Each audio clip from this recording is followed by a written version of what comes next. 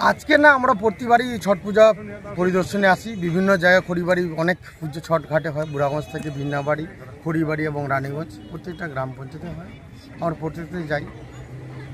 আজকে আসার উদ্দেশ্য হচ্ছে আমরা ছটঘাটে প্রতিবারই বিভিন্ন ছটঘাট আমরা সংস্কার করে দিই। তার রূপ হচ্ছে আজকে আমরা এই সংস্কার জিসিবি লাগিয়ে ছটঘাটটাকে পুণ্যার্থীর জন্য একটা সুবিধা করে দেওয়া হচ্ছে।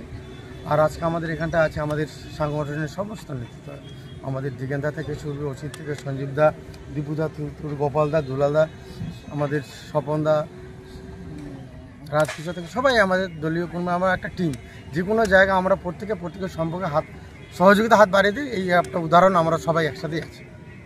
তো এই যে ছট পূজা ঘাটটা এখানে জিরো পয়েন্টে হয়, প্রশাসনের দিক দিয়ে কতটা এখানে নিরাপত্তা থাকবে? দেখেন, এই ছট ঘাটটা যেটা হচ্ছে আমরা খড়িবাড়ি ব্লকে মৌগ অবস্থাতে আমরা বিভিন্ন ঘাট সংস্কার করি এবং খড়িবাড়ি অঞ্চলে একটা ছট ঘাটে আমরা কিছু টাকার দিয়ে একটা কাজ করেছি, ছট ঘাট তৈরি করে দিয়েছি।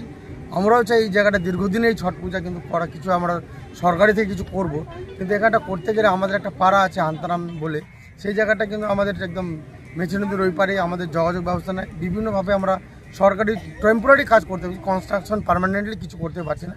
কিন্তু আমরা যদি ইনারা ছট কমিটিকে আমি অনুরোধ করবো, ইনারা যদি আমাদের লিখিত আকারে দেয়, সেটা নিশ্চয়ই আমরা উচ্চতর কর্তৃপক্ষ জানাবো, যেন এই ছটঘাটটা যেহেতু অনেক পুরনো, আমরাও চাচ্ছি এই ছটঘাটটা একটু সৌন্দর্যায়ন হোক এবং ছটঘাট রূপান্তরিত হোক। যারা ছট পূজা করে তাদের জন্য কি বলবে? ছট যারা পূজা করে সত্যি তারা তো একটা গর্বের বিষয়। এই ছট পূজা সব উল্লাসের সহিত পালন করা হয়।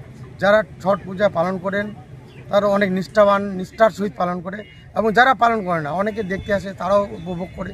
আমাদের পাশের দেশ নেপাল অনেক দর্শনার্থী পুণ্যার্থীরা আসে।